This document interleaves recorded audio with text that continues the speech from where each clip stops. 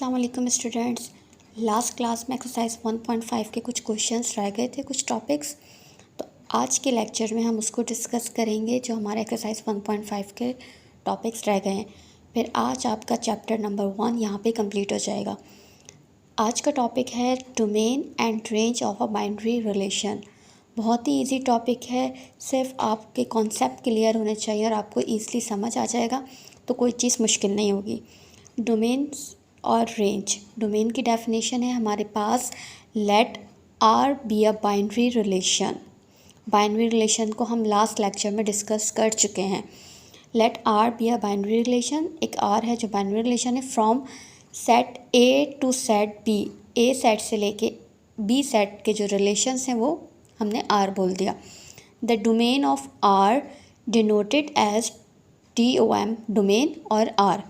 Domain को हम किससे डिनोट करते हैं? इससे डिनोट करते हैं, is the set of first component of all the order pair of are.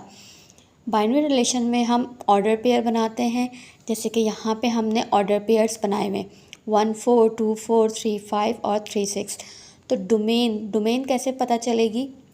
ये जो रेंज के फर्स्ट कंपोनेंट हैं हमारे पास 1 2 3 और ये 3, और डोमेन कभी भी रिपीट नहीं हो सकते। तो डोमेन हमारे पास यहाँ पे क्या हो जाएगी?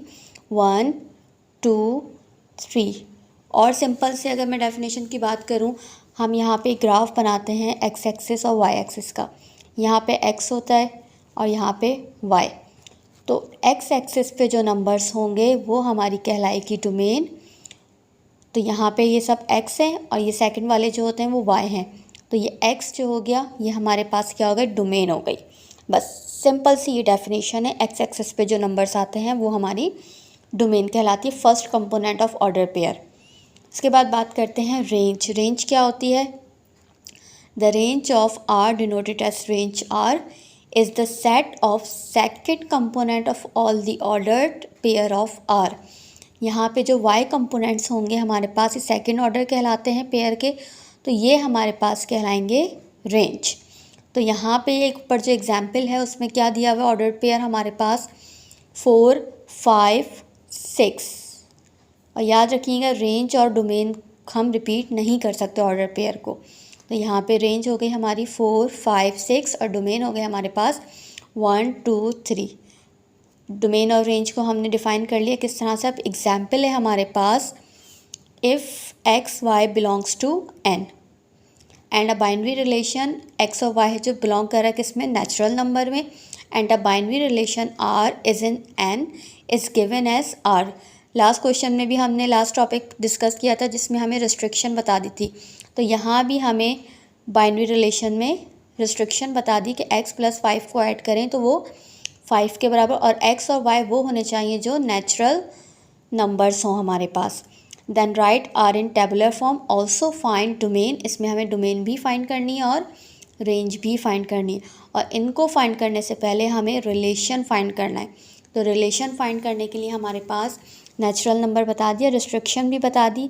तो रेंज के लिए हमें ऐसे नंबर्स ऐड करने हैं जो ऐड करवाने के बाद हमारे पास क्या बन जाए? 5 बन जाए।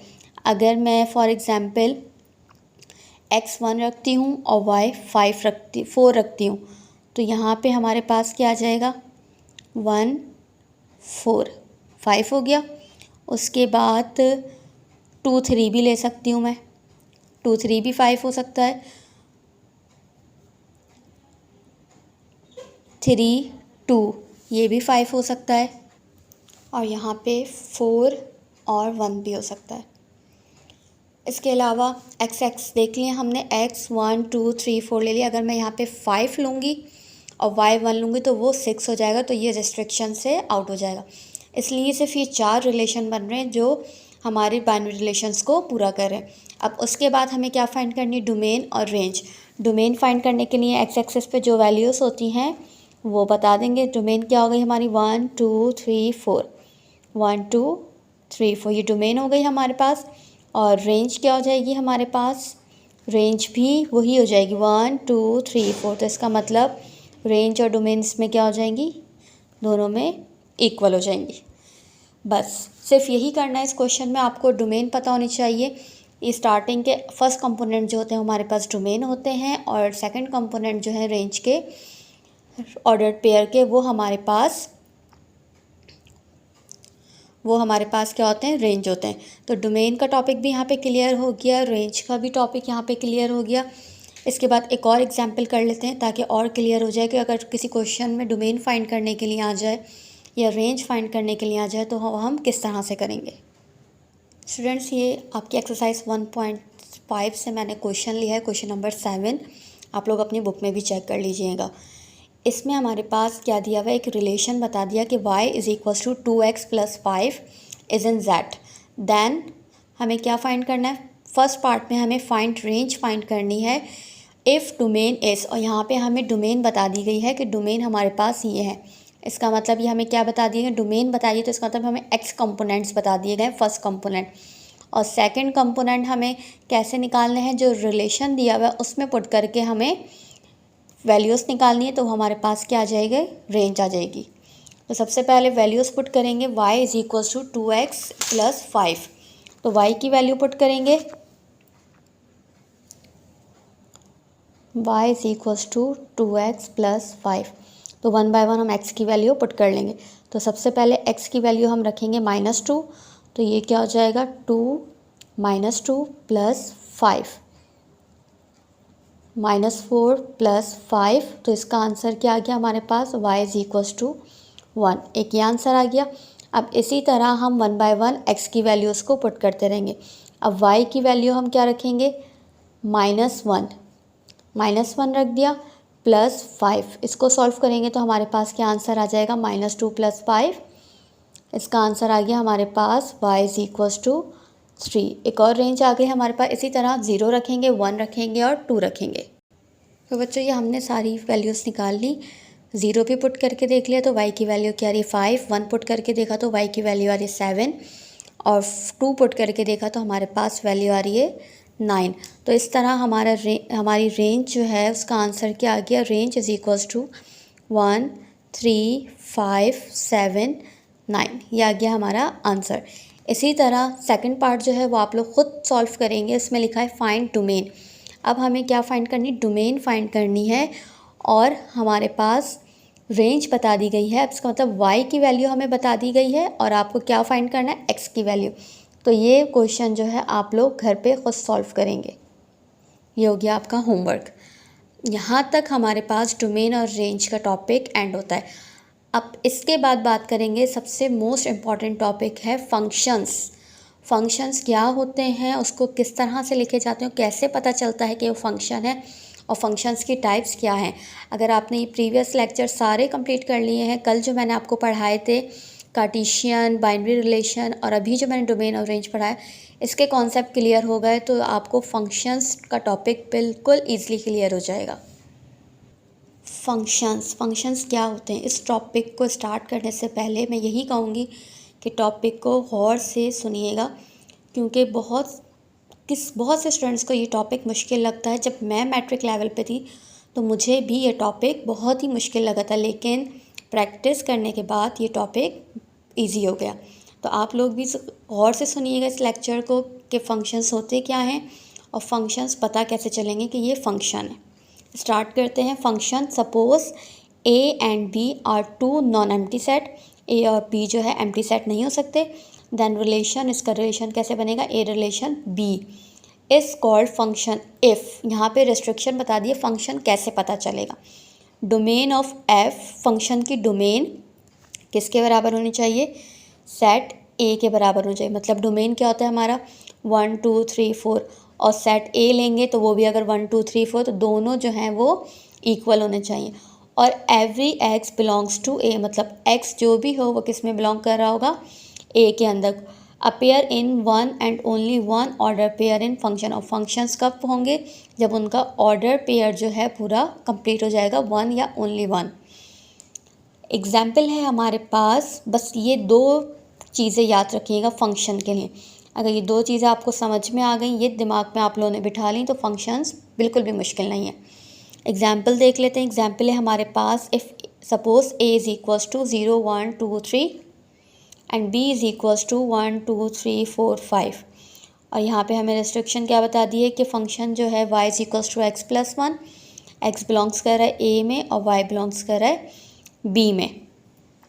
तो जब 1 बाय 1 हमने वैल्यूज़ पुट की, अगर हम x पुट करते रहेंगे जैसे अभी हमने प्रीवियस क्वेश्चन के x पुट करते रहेंगे तो हमें पास y का आंसर आता है। अगर मैं x 0 रखती हूँ तो y हमारे पास क्या हो जाएगा 1। अगर मैं x 1 रखती हूँ तो y क्या हो जाएगा हमारे पास 1 + 1 2। इस तरह से ये फंक्शन बन गए 0 1 1 2 2 3 और 3 4।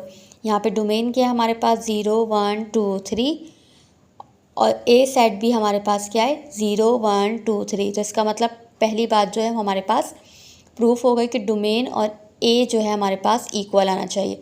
ये तो आ गया इक्वल। अब रेंज क्या निकलेगी हमारे पास 1 2 3 4, ये हमारे पास आ गई रेंज।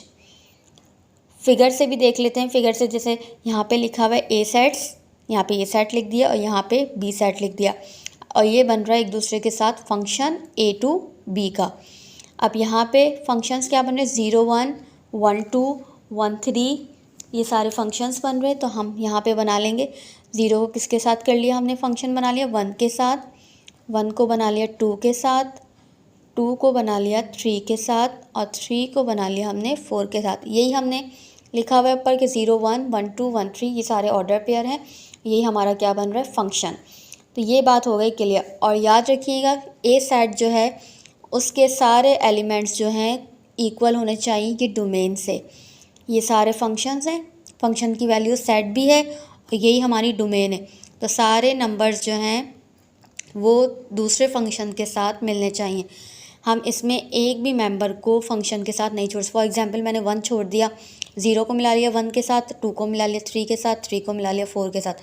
अगर मैंने 1 छोड़ दिया तो इसका मतलब ये फंक्शन नहीं होगा, क्योंकि पहले ही बता दिया गया है कि डोमेन और ए जो है वो बराबर होना चाहिए तभी फंक्शन बनेगा। अगर मैं इसमें से एक भी छोड़ दूंगी तो वो फंक्शन नहीं कहलाएगा। सारे फंक्शन डोमेन और सेट जो हैं वो इक्वल आने चाहिए। ये हो गया फंक्शन और इसकी एग्जाम्पल भी हो गई। अब बात करेंगे, अगर यहाँ तक टॉपिक क्लियर हो गया फंक्शंस क्या होते हैं, इसके बाद नेक्स्ट एग्जाम्पल देख लेंगे जिससे हमें पता चलेगा कि कैसे पता चलेगा कि ये फंक्शन है और ये फंक्शन नहीं है। यहाँ तो बता दिया कि ये फंक्शन है क्योंकि सारे डोमेन जो हैं वो ए के सेट के इक्वल हैं। अब फंक्शन किस तरह से नहीं होगा वो देख लेते हैं। सो स्टूडेंट्स यहाँ पे एक और एग्जाम्पल है, यहाँ लिखा हुआ है ए इज़ इक्वल्स टू 1 2 3 4 और बी इज़ इक्वल्स टू 2 3 4 5। अब आइडेंटिफाई करना है कि ये जो रिलेशंस दिए हुए हैं इसमें से कौन सा फंक्शन है और कौन सा फंक्शन नहीं है। ठीक है, अब किस तरह से पता चलेगा, आपको वो 2 पॉइंट्स याद होने चाहिए कि डोमेन ऑफ एफ फंक्शन की डोमेन और ए सेट बराबर होना चाहिए। तो फर्स्ट रिलेशन में हम देख लेते हैं। फर्स्ट रिलेशन में हमारे पास 1 का रिलेशन 2 के साथ किया हुआ है, ठीक है, 2 का रिलेशन 3 के साथ किया हुआ है, 3 का रिलेशन 4 के साथ किया हुआ है। तो ये डोमेन हमारे पास क्या आ रही है इसकी, अगर हम देखें तो 1 2 3। तो क्या ये बात प्रूफ हो रही है इस ए पार्ट में, क्योंकि हमारे पास ए क्या दिया हुआ था 1 2 3 4 और यहाँ पे डोमेन हमारे पास क्या आ रही है। अगर हम इसकी डोमेन निकालते हैं डोमेन तो हमारे पास क्या आ रहा है 1 2 3। तो क्या ये हम ए सेट के इक्वल है, नहीं है। तो हम क्या बोल सकते हैं, domain of R is not equal to A. That's why is not a function, क्योंकि हमने पहले ही पढ़ चुके हैं कि डोमेन ऑफ फंक्शन की डोमेन और ए सेट जो है वो इक्वल होना चाहिए। यहाँ पे तो डोमेन 1 2 3 आ रही है और ए सेट तो हमारा 1 2 3 4 है, तो ये फंक्शन नहीं हुआ। इसका मतलब ये हो गया डिसप्रूफ, ये फंक्शन है ही नहीं। R2 की बात कर लेते हैं। R2 में चेक कर लेते हैं 1 आ रहा है, ठीक है, यहाँ पे 1 2 3 4 है, 2 अगेन रिपीट हो रहा है 2। तो इसका मतलब क्या हुआ कि 2 एलिमेंट जो है वो अगेन मोर टाइम रिपीट हो रहा है। इसका मतलब ये भी क्या नहीं हुआ, फंक्शन नहीं हुआ, क्योंकि डिस्टिंक्ट एलिमेंट्स होने चाहिए फंक्शन बनाने के लिए। रिपीटिंग एलिमेंट्स हो ही नहीं सकते और हमने तो सेट में पढ़ा ही है ये, सेट्स में कभी भी रिपीटिंग एलिमेंट नहीं होते। अगर सेट्स में भी एक जैसे एलिमेंट आ जाते हैं तो हम उसको बोलते ही नहीं है सेट। जब वो सेट्स को नहीं बोल सकते हम कि वो सेट है तो ये फंक्शन भी नहीं होगा। टू जो एलिमेंट है वो मोर टाइम रिपीट हो रहा है, इसकी वजह से ये भी क्या हो गया, ये भी फंक्शन नहीं है, that's why is not a function. यहाँ पे ये भी क्लियर हो गया कि ये भी फंक्शन नहीं है। थर्ड देख लेते हैं, थर्ड फंक्शन है या नहीं। थर्ड है हमारे पास डोमेन, चेक कर लेते हैं। डोमेन अगर आपने चेक कर ली तो आपको पता चल जाएगा कि ये फंक्शन है या नहीं है।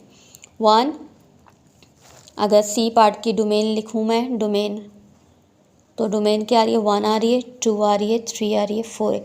क्या ये सेट ए के इक्वल आ रही है? ऑब्वियसली, क्योंकि सेट ए हमारे पास क्या था, 1 2 3 4 is equals to A.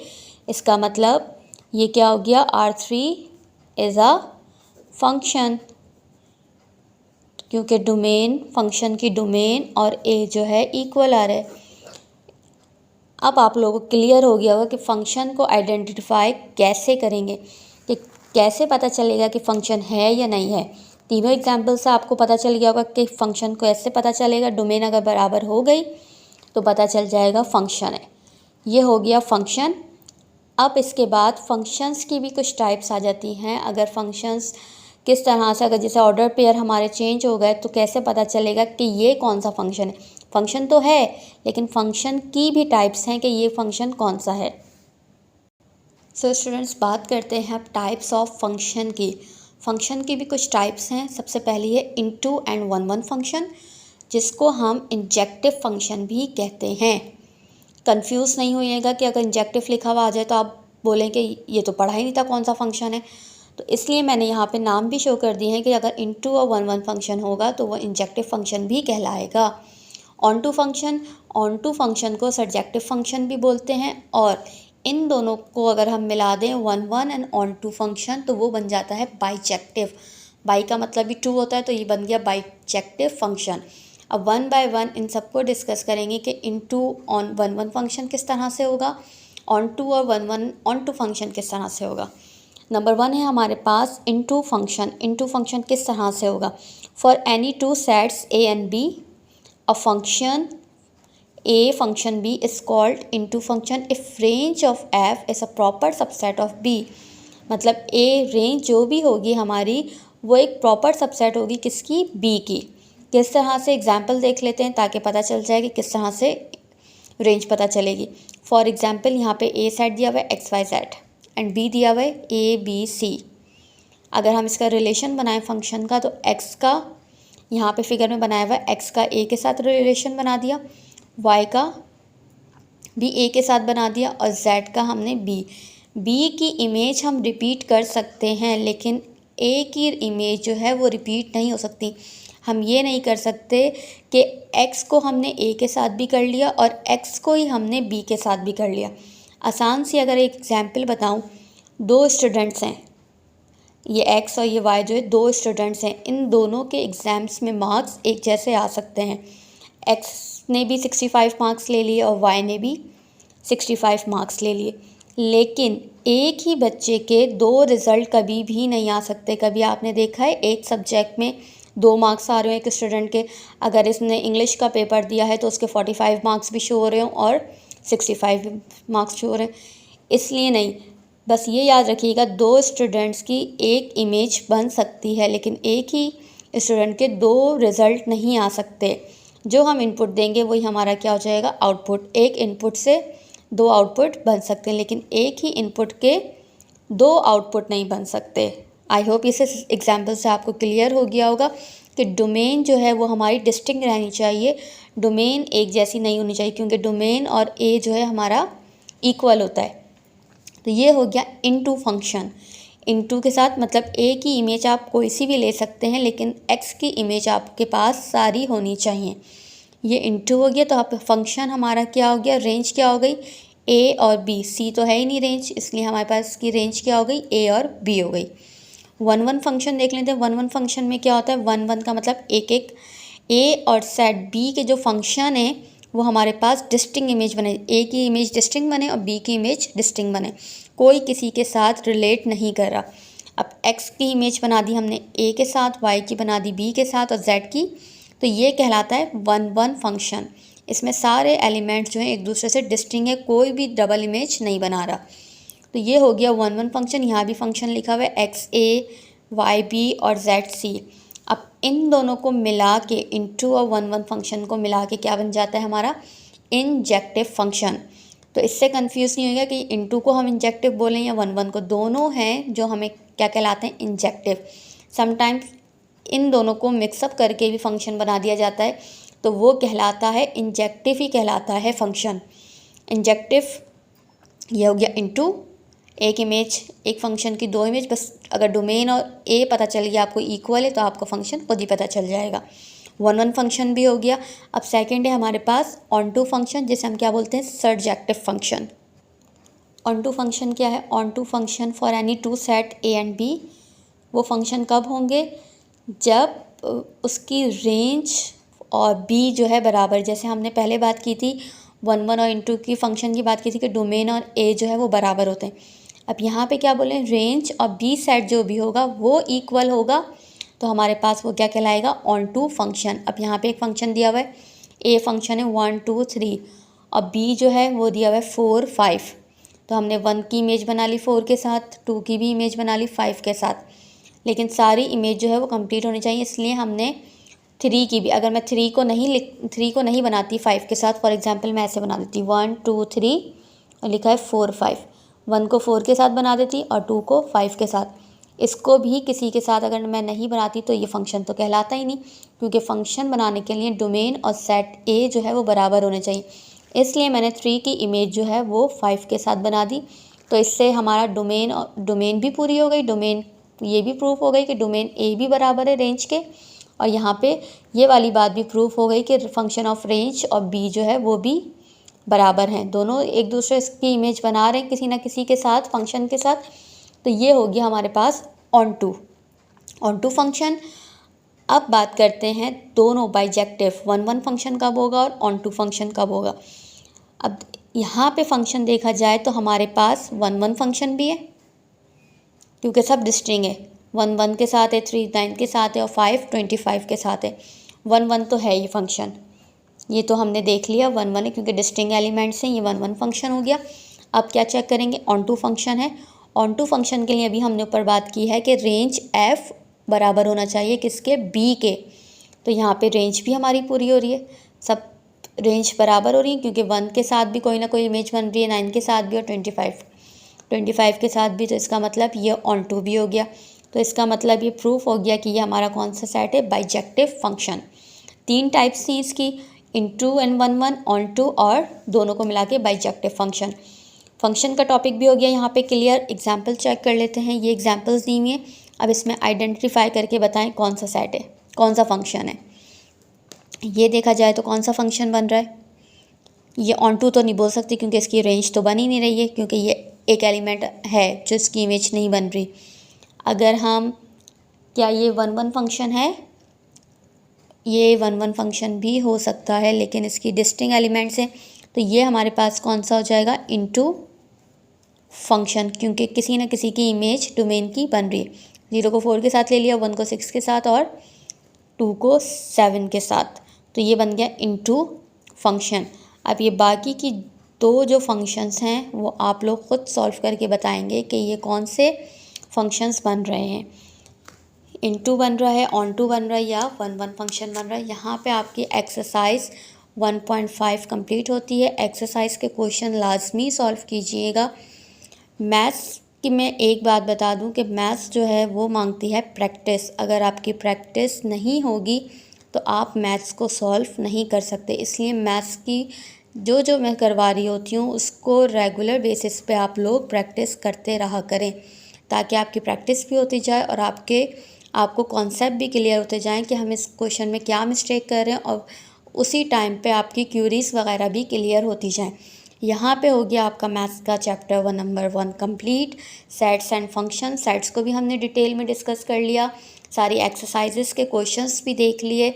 Exercises के क्वेश्चन लाजमी सॉल्व कीजिएगा क्योंकि पेपर में एक्सरसाइज से भी क्वेश्चंस आते हैं, और थ्योरी को भी ज़रूर देखिएगा जो सब मैंने करवाई है, क्योंकि उससे MCQs ज़रूर बनते हैं। ये हो गया चैप्टर 1 कंप्लीट। मिलते हैं सेकंड चैप्टर के साथ नेक्स्ट वीडियो में, जब तक के लिए अल्लाह हाफ़िज़।